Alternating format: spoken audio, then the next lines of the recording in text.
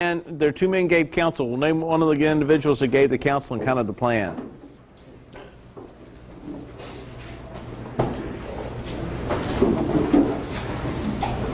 Ahithophel. He hung himself. Why? They didn't follow his plan. Give me 12,000 guys. I'll go and I'll kill only whom? You take 12,000 Joes anywhere, and the only thing you're not killing is one person. No joke. Our first week in Iraq, on our second tour, our sister battalion, which was the landowners, we were there to support them, rolled into the city of Baghdad without their wire mitigation kit, which means the wires which hang lower than the vehicle. It grabs the wires and pushes them up and over. For 2 city blocks, they drag the wiring out of everyone's house, pop the hatch, the commander gets out and go, "We're here to help!" In August. We got rocketed for 2 straight weeks, every night. Yeah. You don't go that big and kill one person. But now, he then hangs himself, and so now you have, and who also, does David know about this plan?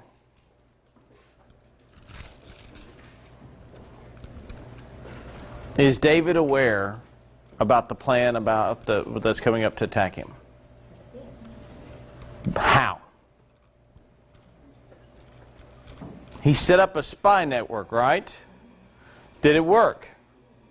Did David stay on the western side of the Jordan River, or did he go over to the east? He crossed and he went over to the eastern side. So now we pick up in chapter 18.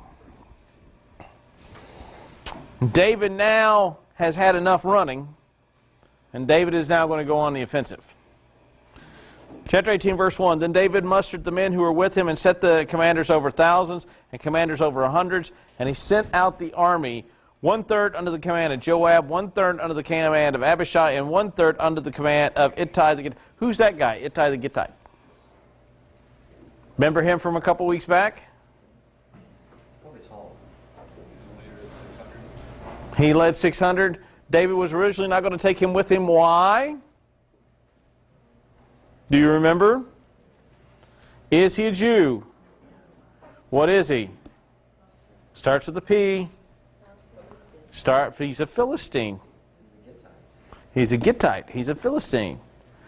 David doesn't need any more treacherous people in his backfield, but David kept. Now he's commander of 1/3 of his army. David, it seems, also now has a rather sizable force. He's got hundreds and thousands. And they estimate that the army is divided up, and then David, when he remains where he's at, has about 10,000 men with him as a reserve. So David has a large force, but so does Absalom. Matter of fact, Absalom's force outnumbers David's force. So let's see here. Then the king said to his men, "I myself will go out with you." But the men said, "You shall not go out. For if we flee, they will not care about us.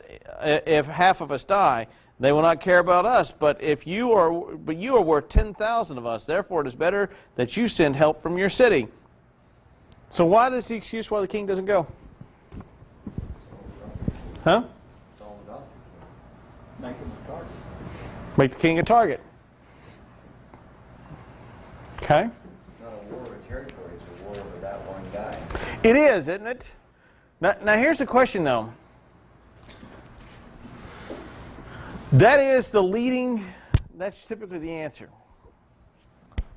Is there something about David's behavior that would make you leery of having David with you when you're fighting his son? Because he didn't want him to kill him. That's repeated 3 times in this passage later on. We're going to go out and fight the other side, of which your son is now commanding. And if you look a little bit later on, it says, but when they go to leave out down in verse 5, deal gently for my sake with the young man Absalom. They don't do just war at this time period. They do total war, which means when they go to war, they go to war. And David is, And David is not wanting Absalom dead. This is a blind spot for David. Absalom has been a huge blind spot for David. And if you're one of his commanders, would you want somebody with a blind spot going with you? Now think about it. When you go to commit murder, do you want somebody that's kind of squeamish with you? No, you leave that person at home. Don't leave them the keys to the car. They'll leave you. It's a joke. It's a joke. They may not leave. They may pick up. That's right. Huh? I watch a lot of Snapped. I think my wife is planning my murder. She has her notebook. I have mine. I keep telling her if I come home and there's plastic tarps on the floor, I'm leaving. Police would say they don't have to be called to family That's right.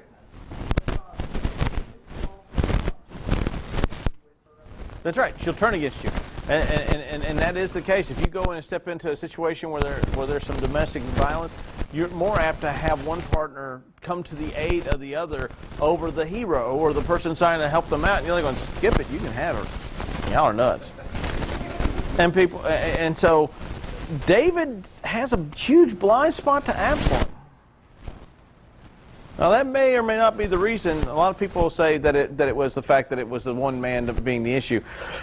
But you got to remember, who is David's general? Starts with a J. Joab. Is Joab an idiot? Joab is shrewd. Joab is an extremely shrewd man. And his brother Abishai is one of the other generals. Those two guys know how to plot treacherously, do they not? Yeah, come on back, come on down, let's go talk for a few minutes. We're going to go outside the city gate, we're going to have a blast, grab a couple of beers. Oh, darn, you fell over dead. I don't know how that happened. What happened to that guy? Who? Well, he left with you. Who? The guy. What guy? The guy you left with. What guy I left with? Did you see anybody? No, I didn't see anybody. Well, nobody with us. You got to have a good alibi. No, so I think that can be in the rationale. But notice what he says. The king gives an order to Joab, Abishai, and Ittai. Deal gently for the sake of the young man Absalom. And all the people, when the king gave orders to the commanders heard the king give orders to the commanders. So everybody knows about this command. This is important. Everyone knows about this command. Later on, this command is going to prop up here. So the army went out into the field against Israel, and the battle was fought in the forest of Ephraim. The men of Israel were defeated by the servants of David. David's men go out. David's men, being a lesser force, though, go out and engage Absalom's army where? Why would in a forest? Forest provides you a great deal of protection. Forest hides your movements from the enemy. If you're traversing through a forest and I pop up out of nowhere with a third of an army and hit you, and then over here I got another third to hit you, I can present myself as a much larger force, right? General, was it Lee that did this? He had a brigade walk through a clearing all day to where, McClellan thought that he was outnumbered. McClellan had the largest land army in the entire world, screaming to Lincoln, I am outnumbered by a force that he dwarfed in size. All because of just a little bit of trickery and treachery. So David sends his armies out. They set themselves up. They fight in a nice wooded area. The advantage is to David's men. They're used to fighting these things. And lo and behold, they carry the day. Now, here's a question. Are David's men committed to the cause? Are Absalom's men committed to the cause?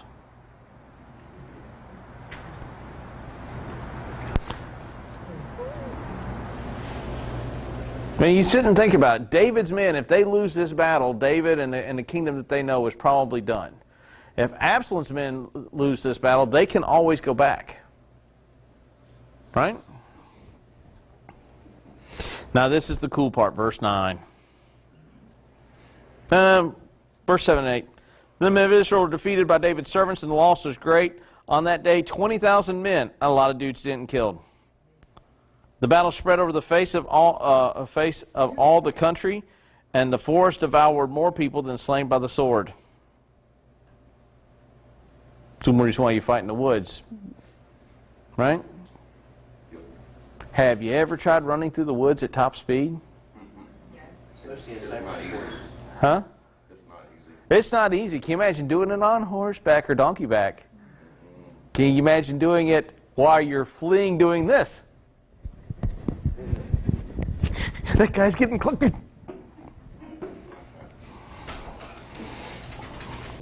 So I told you that they ran into a lot of trees. I mean, the Ents came out and attacked them. Huh? Huh? No? No? Come, for goodness sakes, people, the Lord of the Rings trilogy. Watch it. You'll know these things. Watch the second one when the trees attack. Oh, it is awesome, man. They put the hurting on everybody.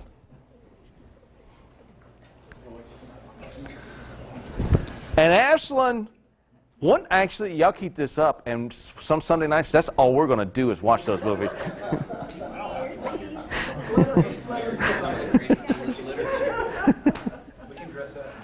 Well, don't push it there. You'll show up as Gandalf with that beard and hair. Yeah. That's gambling. Huh? That's more gambling. Yeah, that's true. I'd be a dwarf. We have freakishly got onto the wrong side of the... Here, I'm going to try to... Oh, wait, look, there's somebody dead! Anyhow. And Absalom happened to meet... Absalom happened to meet servants of David, and Absalom was riding on his mule, and the mule went under a thick branches of a tree, and his head got caught fast in the yoke, and he was suspended between heaven and the earth. Don't make a big deal about this. He was suspended in midair. While the mule that was under him went on. He had a Colin Kaepernick hairstyle while fighting in a wooded area. And maybe the same nose. Probably. Here's the thing. This is the first recorded instance of Velcro. It's one of the stronger arguments against having long hair, too. I don't know, is it? I've never heard it. No. So he's suspended. He's hanging there. Now, some people have him pictured hanging by his scalp, but after a while, weight and hair tend to have a happen of doing what? Separating. So more likely he has gone and grabbed a hold of the branches and is holding himself there. Or he could have wedged his neck. Hmm? That would be it. He was stuck. And a certain man saw and told Joab, Behold, I saw Absalom hanging in an oak. Hanging around the tree. And Joab said to the man who told him, What, you saw him, and then you did not strike him there to the ground? I would have been glad to have given you 10 pieces of silver and a belt. And the man said to Joab, Even if I had the weight of 10,000 pieces of silver, I would not reach out my hand against the king's son. For in our hearing the king commanded you and Abishai and Ittai, for my sake protect the young man Absalom. What did this guy just say? Following the king's command. I'm not touching this guy. The king said don't kill him. Now, does this guy have good reason not to kill the king's man? Has David killed people for killing the king's man? Does David have kind of a reputation for doing this? Every time somebody kills somebody that's anointed and they think they're going to get rewarded by David, all of a sudden out comes David and goes, yeah, kill that man. He turns into like Tony Soprano. Except for Joab. Huh? Joab always gets away with it. Joab always gets away. You know why Joab gets away with it, I think? They're related. Secondly, Joab is pretty good. He's a pretty good general. You know, you don't want to start killing your generals because, well, then you're going to end up with like, well, I don't know. But now here's the thing. Let me ask you this question. Does anybody have anything interesting in a footnote about the word hanging? Anyone? Hanging? Anyone have anything interesting about the word hanging in their footnotes of anything in their text? Can I get somebody to look up Deuteronomy 21:23?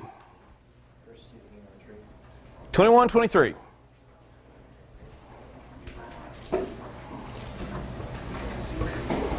When you get it, let me know. 23. Yep.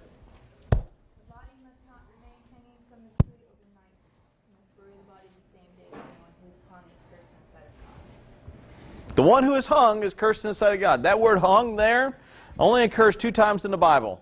There and here. In the Hebrew text. Only occurs twice. There, where it says, cursed is any man that hangs in a tree. And what's the stipulation of a cursed man who hangs upon a tree? What must you do?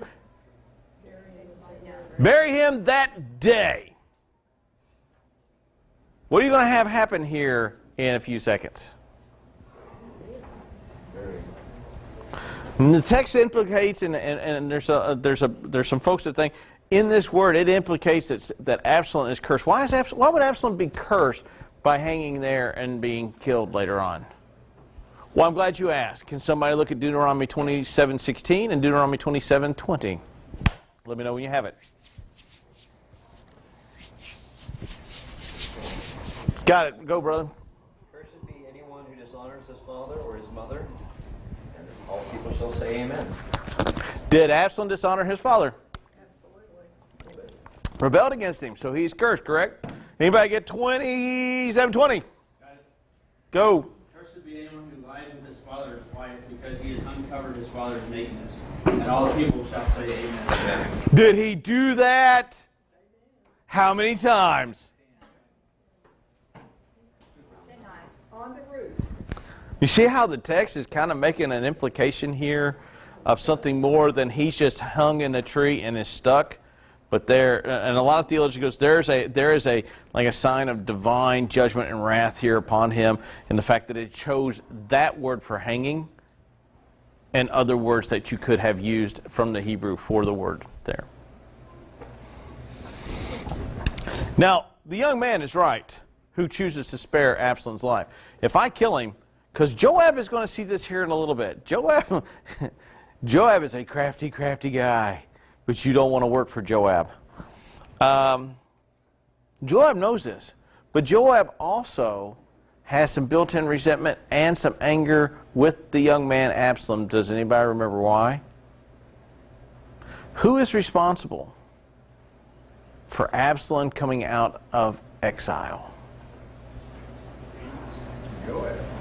Joab is. Joab worked the woman from Tekoa to go into the king to convince the king that Absalom should return. You think Joab has some built-in resemblance to this young man who he got back into the kingdom because he knew his father's place, and then this young whippersnapper rebels against his dad? It's a possibility. On the other hand, if I had dealt treacherously in his life, this is the young man talking to Joab, there is nothing hidden from the king, then you yourself would have been aloof. Had I killed the king, had the boy, the king would have found out, and then you would have gone like, I don't know nothing about it. I don't know. Job said, I will not waste time like this with you. He took 3 javelins in his hand, and he thrust them into the heart of Absalom while he was still alive. Job, this is called, I don't like you. I hate you, I want you dead. This is like the ultimate breakup right here. You know? This is like, so it's no, right? And y'all see The Last of the Mohicans? The newest version? Yeah? When the girl jumps off the cliff instead of going on and being Magwa's wife? Yeah, that's like the ultimate turn down ever. You know, I don't know how you recover from that. She'd rather be dead than date me. Wow. No? Not so much? Okay. So Joab stabs the man, and does he leave him there? And he doesn't just stab him. He stabs him where? In the heart with 3 javelins. Do you think the boy's going to live long? It's kind of hard to pump blood around javelins. I mean, he turned him into a piñata! Yay!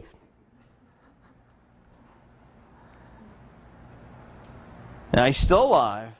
And the 10 young men, Joab's armor bearers, surrounded Absalom and struck him and killed him. Kind of goes against the will of the king, does it not? Joab takes matters into his own hand again. Why does he kill the general from Israel, from the 11 tribes? Why does he kill the guy? Remember why? 2 reasons.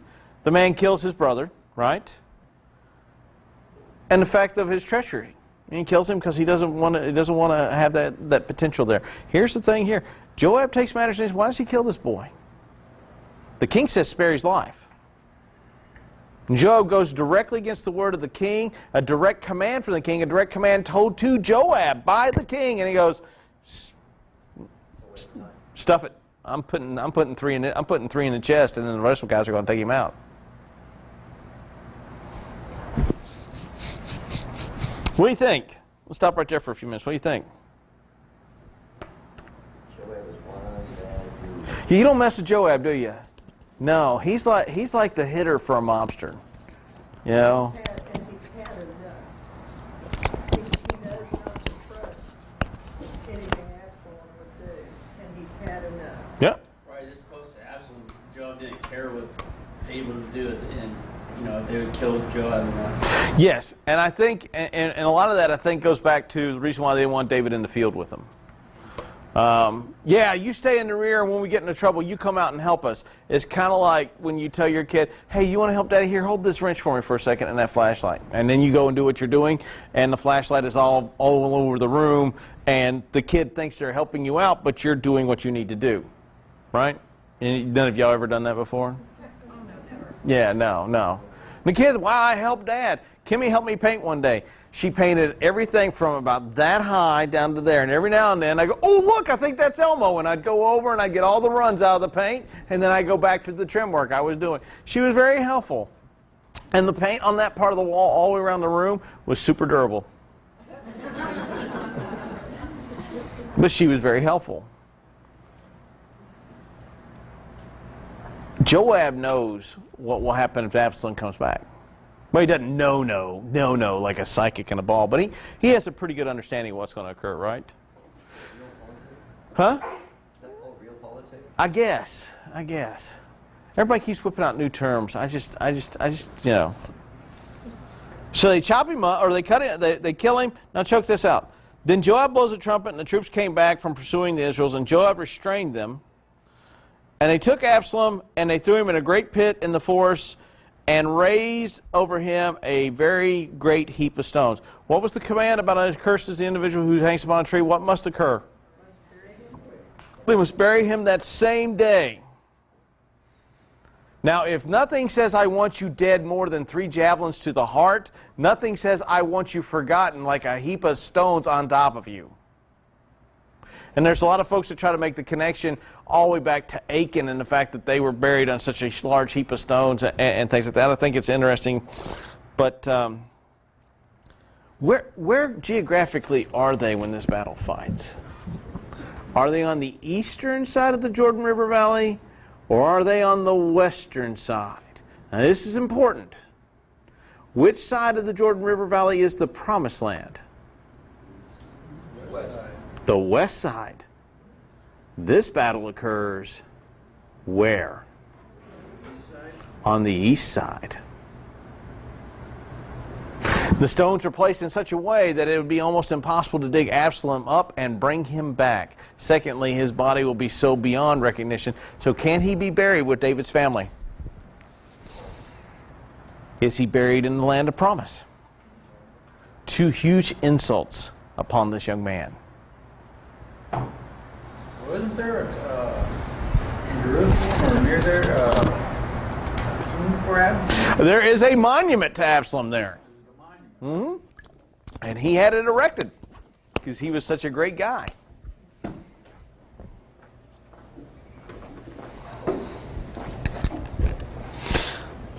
So, it's almost as though as not only am I going to kill you, but I'm going to kill every existence of you.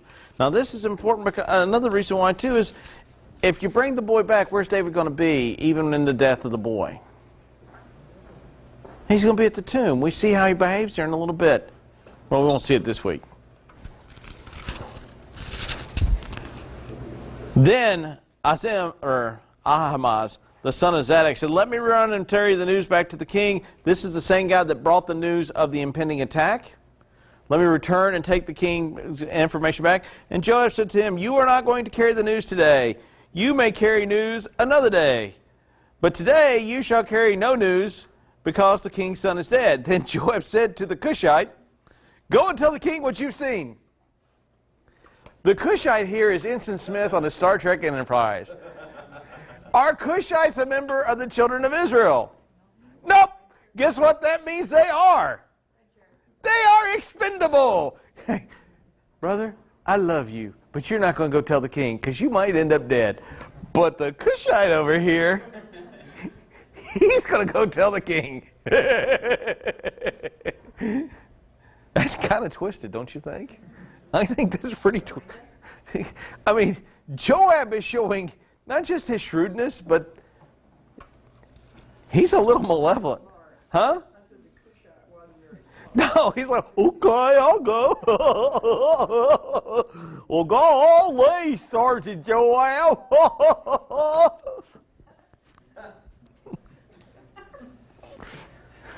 Go tell the king what you have seen. And the Cushite bowed before Joab and ran. Hopefully in the other direction. Yeah, no, not so much. You can hear a mandolin slowly playing as he's running. The Godfather, anyone? No? You guys got to start watching these movies to keep up with me on these. Yeah, I'm sorry. Yeah, I'm not very musical. Our bearded friend here is, though, I hear. I hope so. Yeah, I would hope so, too.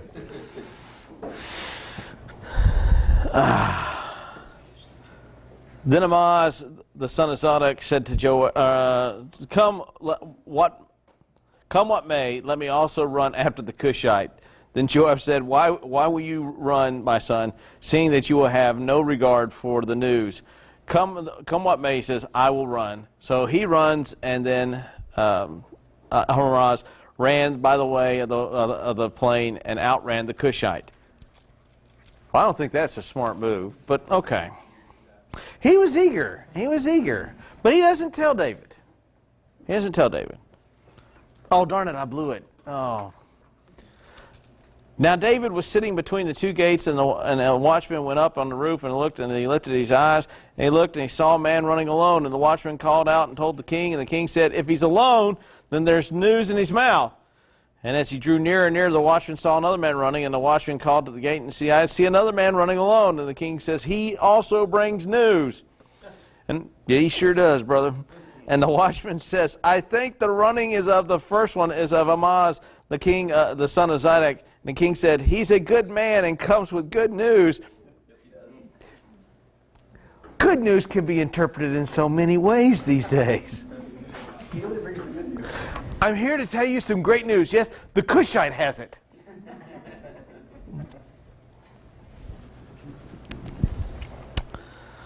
So see, and the king said, turn aside and stand here. So he turned aside and stood still. And behold, the Cushite came, and the Cushite said, good news for my lord the king.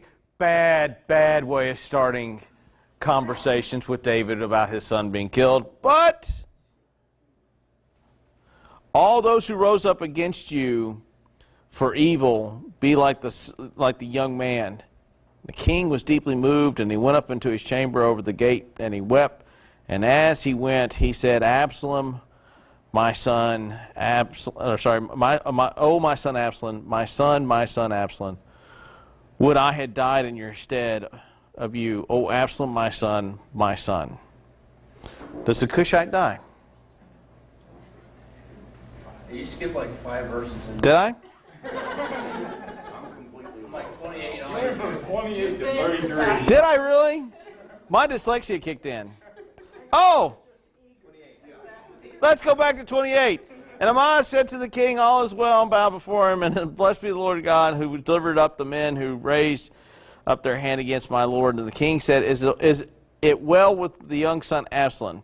And Amaz answered, when Joab sent the king's servant, your servant, I saw a great commotion, but I do not know what it was. Smart man. And the king turned aside and stood there, and so he turned aside and stood still. And behold, the Cushite rolled up. Okay, there. My dyslexia got so far ahead of me on that one. So this guy comes up and he goes, I saw something. I couldn't tell what it was. It might have been a head stuck in a tree with like 3 javelins out, but it could have been a donkey. It's too far away to tell. The Cushite runs up and goes, ha, ha, ha, your son's dead. We killed him, and then we buried him in a big pile of stones. Right? Because you're going to go tell a dad his son is dead, and you go, I got some great news, man. Your kid's dead. That's kind of not the best way to lead. That's not the best way to lead out. And then you see Absalom mourning over this. And what does David say? And this kind of helps fuel the position I have. Would David have traded spots with Absalom? Yes. In a heartbeat. Was David a liability upon the battlefield? Yes. Absolutely so. Does Joab know David's heart for this? That's why Joab sent for the boy in the first place, remember? You go all the way back. He knew that David longed to see him, but the boy was in self-imposed exile. Then he brings the boy back. And Joab's bringing the boy back is what puts all of these events in motion.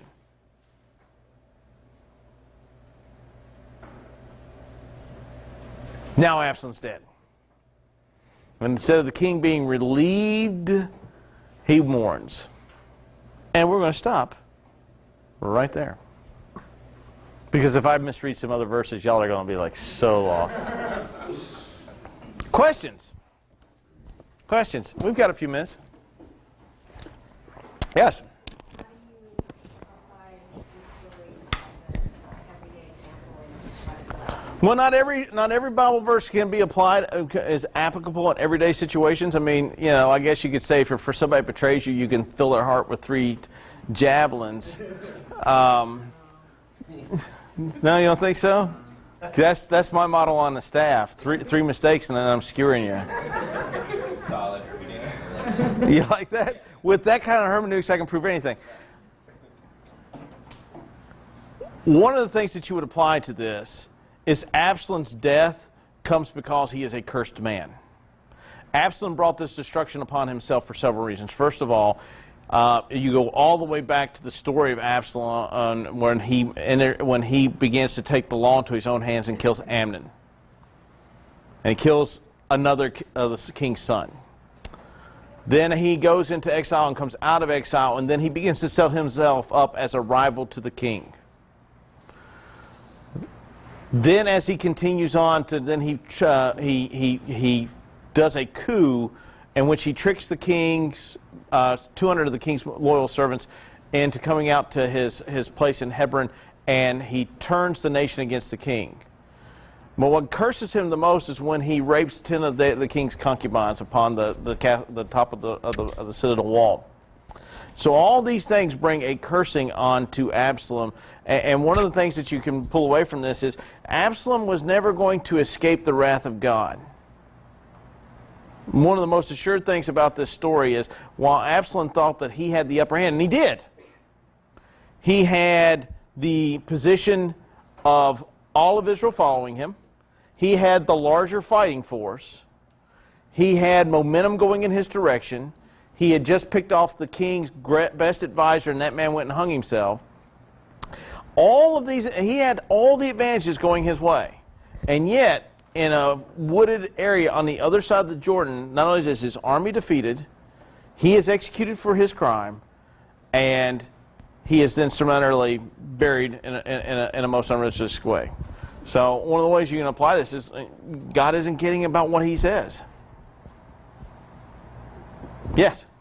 I think another way of looking at it is he started off with a small sin, and then it escalated. And he thought he could get away with more and more and more along. That's another one. Or you can look at it as a parenting aspect. How does Absalom get to where he was? Is it because David was a good disciplinarian or because David was a poor disciplinarian? Huh? David was much better. David was a much better commander of troops than he ever was a father.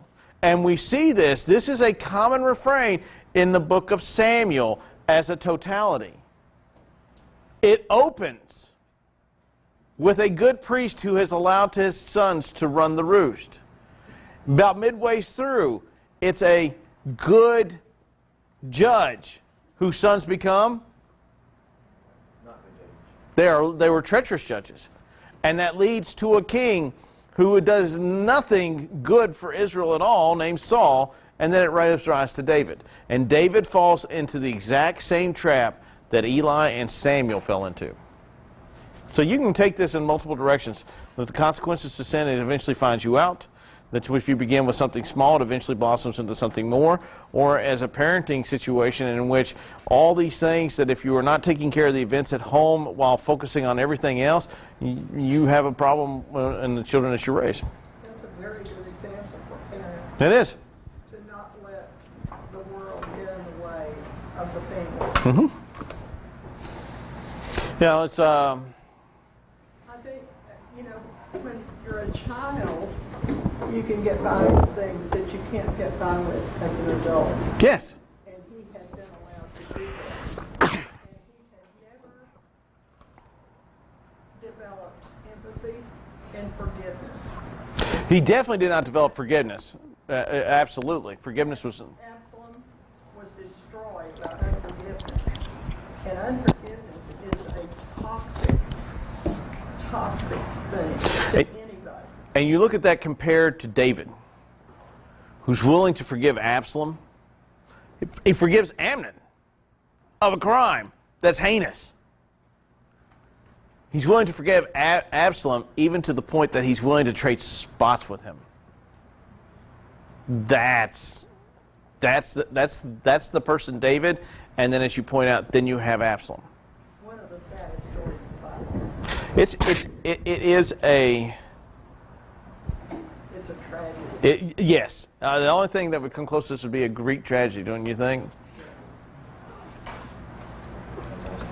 A Greek tragedy, David put his eyes out there. They put 3 in his chest, man.